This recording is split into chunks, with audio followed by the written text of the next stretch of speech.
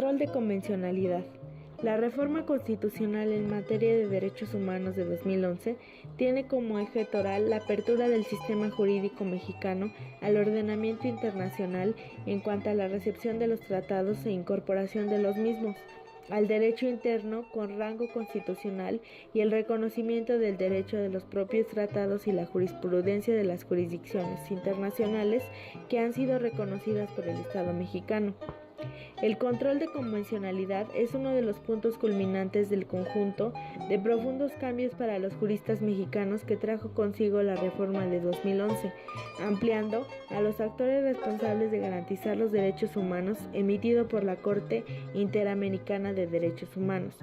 Los tratados internacionales se firman para ser cumplidos por el Estado, pero no es seguro que sus efectos en México lo sean tanto respecto al cumplimiento, implementando las medidas necesarias para aplicar a nivel interno los compromisos internacionales.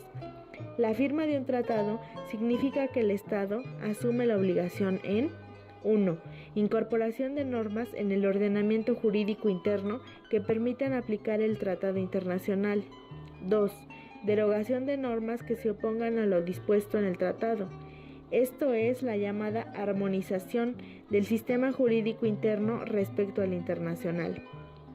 3. Realización de un diagnóstico con el fin de determinar con mayor precisión el punto en que se encuentra el país al momento de firmar el tratado. Medición que servirá para saber si en el futuro del Estado avanza, se mantiene o retrocede en la efectiva aplicación de los derechos. 4.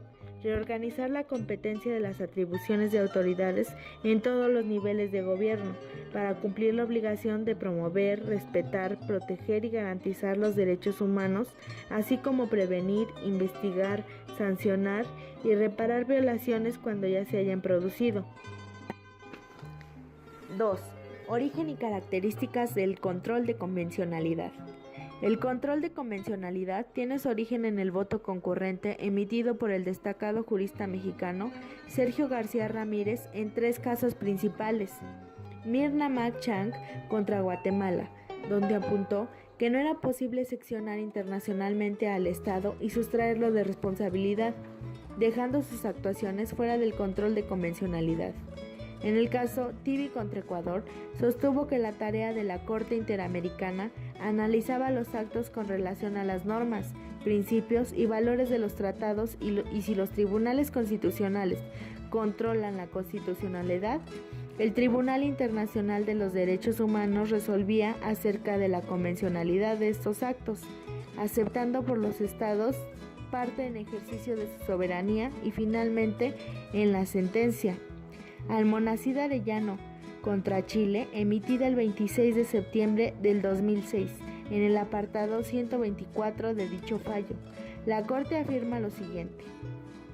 La Corte es consciente que los jueces y tribunales internos están sujetos al imperio de la ley y por ello están obligados a aplicar las disposiciones vigentes en el ordenamiento jurídico. Pero cuando un Estado ha ratificado un tratado internacional, como la Convención Americana, sus jueces, como parte del aparato del Estado, también están sometidos a ella, lo que obliga a velar por los efectos de las disposiciones de la Convención. El Poder Judicial debe ejercer control de convencionalidad entre las normas jurídicas internas que aplican en los casos concretos y la Convención Americana sobre Derechos Humanos. 3. La postura de la Suprema Corte de Justicia de la Nación. La Suprema Corte de Justicia de la Nación tuvo oportunidad de fijar su postura sobre el control de convencionalidad en la resolución del expediente Varios 912-2010. La Suprema Corte de Justicia de la Nación reconoce que las sentencias de la Corte Interamericana de Derechos Humanos, derivada de casos en los que México haya sido parte, son obligatorias en sus términos, debiéndose ejecutar sin cuestionar ninguna de sus partes, ni añadir o quitar ningún elemento y sin regatear todos los actos que se deben realizar para que la sentencia se dé por cumplida. Los órganos internos no pueden cuestionar De acuerdo con este criterio, la competencia de la Corte Interamericana de Derechos Humanos, ni el alcance con el que la ejercen. La sentencia contiene una cosa juzgada, que debe ser simplemente aplicada. Así, las resoluciones pronunciadas por aquella instancia internacional son obligatorias para todos los órganos del Estado mexicano, al haber figurado como parte de un litigio concreto, siendo vinculantes para el Poder Judicial, no solo los puntos de resolución concretos de la sentencia, sino incluso la totalidad de los criterios contenidos en ella. Respecto a los criterios de la Corte Interamericana de Derechos Humanos que hayan derivado de asuntos en los que México no sea parte, la Suprema Corte señala que tienen un carácter orientador. De este modo, los jueces nacionales deben observar los derechos humanos establecidos en la Constitución y en los tratados internacionales, así como los criterios emitidos por el Poder Judicial de la Federación al interpretarlos y acudir a los criterios interpretativos de la Corte Interamericana. Por eso la Convención Americana de Derechos Humanos ordena notificar las sentencias, no solamente al Estado que fue parte en el litigio, sino a todos, a fin de que conozcan los elementos que figuran en los razonamientos de los jueces interamericanos. Todos los pronunciamientos, expresiones, normativas del derecho internacional de los derechos humanos, informes y recomendaciones de la Comisión Interamericana de Derechos Humanos o las observaciones generales que emiten los comités encargados de la vigilancia y seguimiento de los tratados internacionales en la materia, comités que funcionan sobre todo en el ámbito de la ONU, deben ser también considerados. La Suprema Corte de Justicia de la Nación dio un paso fundamental para terminar con el monopolio a favor de los jueces federales para ejercer funciones de control de regularidad jurídica. Pasamos de un modelo de control de constitucionalidad semiconcentrado a un modelo de mayor complejidad en el que se suma el control de convencionalidad y se amplía hacia todos los jueces.